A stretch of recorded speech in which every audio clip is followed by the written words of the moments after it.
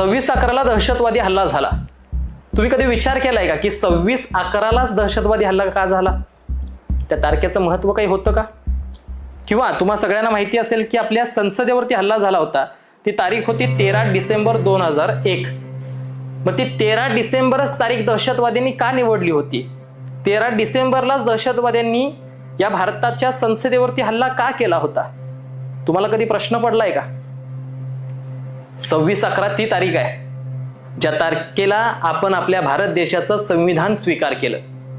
या देशाला बांधून ठेवण्याचं काम जर कोणी करत असेल तर ते या देशाचं संविधान आहे. हिंदू, मुस्लिम, शीख, ईसाई सगळ्या जाती धर्माची माणसं या भारतातच फक्त एकत्र राहतात. त्यांना बांधून ठेवणारा जर घटक कुठला असेल तर ते संविधान आहे. आणि त्या संविधानाचा स्वीकार आम्ही 26/11ला केलेला आहे. आणि त्याच 26/11च्या दिवशी दहशतवादी या देशावरती हल्ला करतात, जेणेकरून ते सांगतात की या देशाचं संविधान उद्ध्वस्त जर आम्ही केलं हा देश दुभंगेल, हे त्यांनाही माहित होतं. 13 डिसेंबर या तारखेचं काय महत्व आहे? आपण जे संविधान बघतोय त्या संविधानाची जी उद्देशिका होती ती उद्देशिका सगळ्यात पहिल्यांदा जवाहरलाल नेहरूंनी संसदेत मांडली होती. आणि म्हणून त्याच दिवशी या देशावरती संसदेमध्ये सुद्धा आक्रमण करण्यात येतं. दहशतवादी प्रत्येक गोष्ट करत असताना फार डीपली विचार करून एखादी गोष्ट करतात.